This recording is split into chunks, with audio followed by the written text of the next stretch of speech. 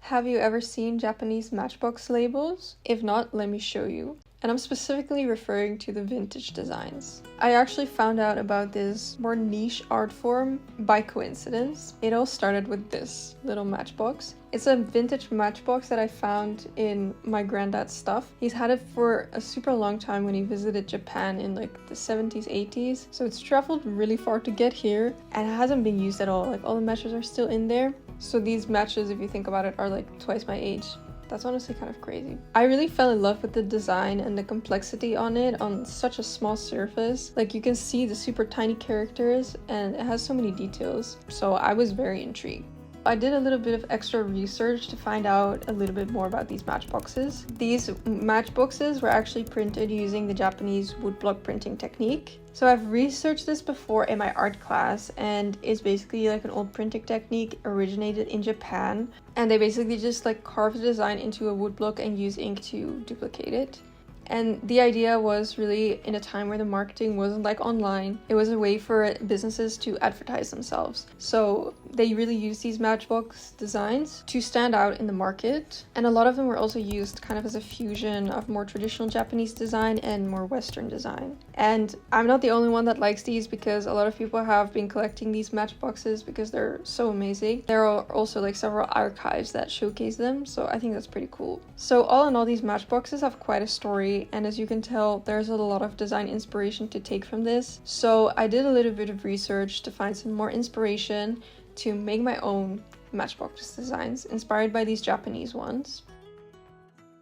So first, I wanted to start out with a little bit of brainstorming in terms of what kind of subject mine would have. So I thought about a lot of things and I kind of ended up with an idea of doing like the 4 seasons. So it would have like a set. So each season would have like Japanese saying on there that reflects that season. I thought that was pretty cool. I'm not sure if it's gonna turn out like that. It was just an idea. I will see how I feel when I design it. But that's the concept at this point. After brainstorming and having a bit of a concept, I found die lines for Matchbox on Pagdora. It has both the case and the little box for the matches. So this was perfect for me to just download and use as a template. At least I had an idea then where to start from for my design. And as you can see on Pagdora, you can just see the design opened and closed and all of that, so you know what to focus on for your design and what to take it.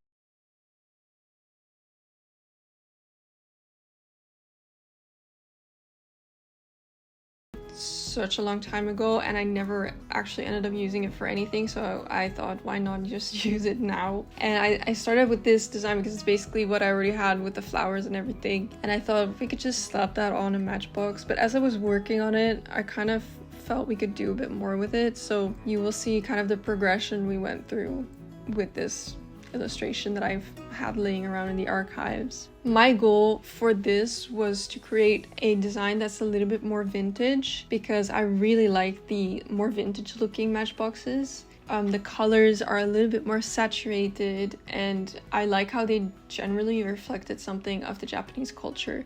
So I really wanted to focus on that for this one too. And I felt with the illustration that I had, the orientation worked a lot better if I made it vertical instead of landscape. So I tried that out as well and I felt it worked a lot better because I wanted to really give a nice placement for these crane birds since they're such a sort of iconic bird for Japan, as well as of course the cherry blossoms which are in the background. So I really tried my best to reflect Japanese culture in these designs.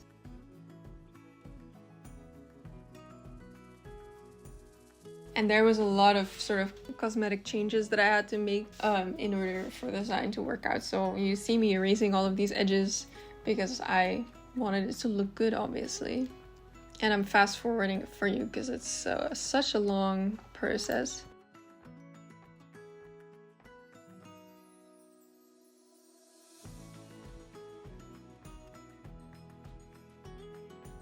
Also, the little text it says on the side is still inspired by the season because this one was basically from my seasons concept where I wanted to make an illustration for each season. But this was supposed to be spring, and the text that I had in mind for that, like a Japanese saying, was the spring breeze is pleasant. So that's what it says on the side.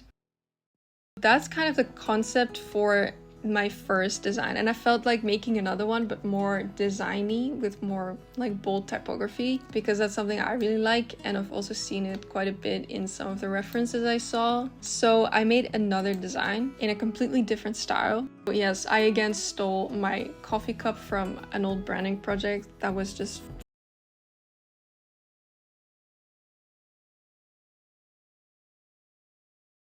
or worked on it a bit more. I wanted it to feel a bit more artsy. So the text that goes with it says something along the lines of autumn is for reading, because this one was supposed to feel a bit more autumnal, but a completely different style from the crane birds. So I wanted to kind of create a cafe vibe, more so to speak. So I decided to make some windows, or like a window pane basically, that this person would be sitting in front of to have their coffee. That was the concept, and just with very bold Japanese characters that are, in my opinion, super nice looking.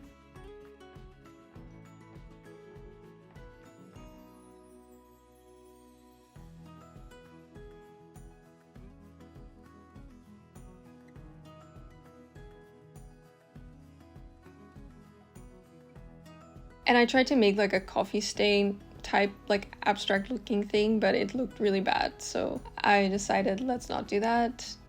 And I also tried to add some steam in different styles, but it just looked weird. It did not vibe with the rest of everything. So I decided to just drop it and keep it simple. I did add a little heart kind of shaped by bean looking things. I think that worked really cute. And then I added the final details, also another sort of Japanese saying which I put on the coffee cup, and that should translate to once the coffee is finished, the adventure begins again. Then I also added my logo, and then this design was also finalized.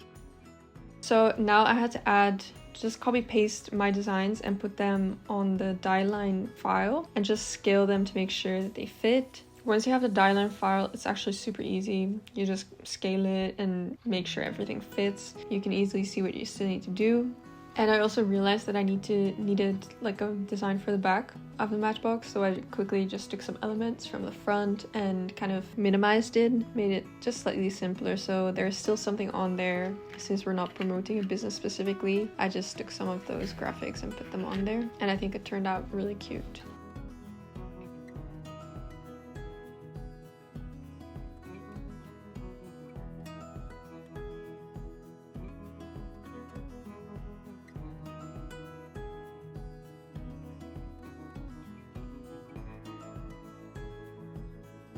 And now on to the next part is printing everything out. So luckily my printer was collaborating with me. First I did a test print to see if I liked the colors, and I did. The designs looked good, so this test print passed the test. And I printed it on super thick paper. I honestly don't even know how many grams it is, but it was really thick. So I was very happy that it turned out good with my printer, because it let me down quite a lot. Then I took the printed out stuff to my paper cutter and first just trimmed all the edges. This one is really handy. My sister and I were yapping in the background, so I had to remove all the audio. Once I roughly finished trimming all the edges, I took my, what do you call this? Box cutter? What do you call it? Switchblade? No, what do you call this thing? Hold on. Anyway, this knife. I used this knife and my ruler to cut off more precisely the edges and also the bleed lines, and made sure that I cut out like the whole design so we could actually use it. This was quite a painstaking task because this paper was so thick that I really had to press hard with this knife, but I really did like that it was thick, because now they actually feel like real matchboxes in terms of how sturdy they are. But this was a late night activity that I finalized this.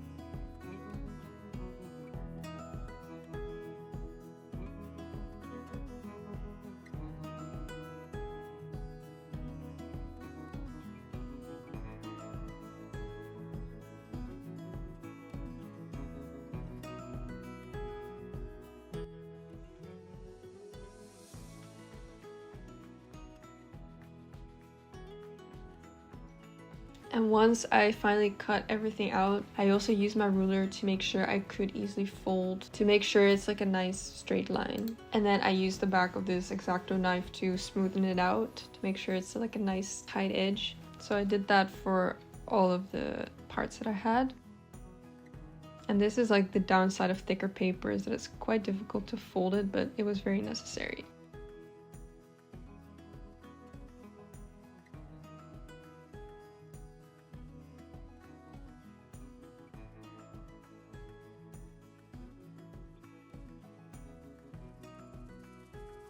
And you do see the lines from the die line, but that's okay.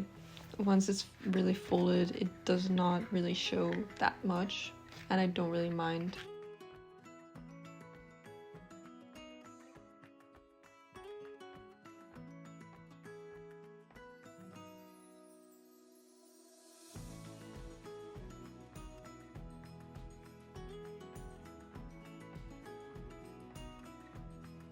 So once that was all done, I used double-sided tape that I had to glue what needed to be glued together.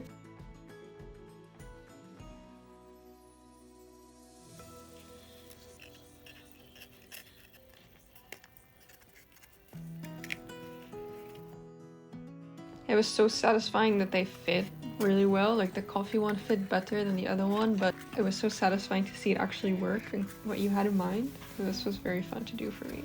So this is the final result of my Japanese matchboxes. One more inspired by autumn, one more inspired by spring, and two completely different types of designs, but both equally fun to make and look at, I think. I even put some matches in one of them to really show what it would look like. And I really hope that you enjoyed the process and this video. It's a little bit different than what I usually make, but I really like this project and I hope you did as well, because I'd really like to do more projects like these in the future as well. So let me know what you think and I will see you next time.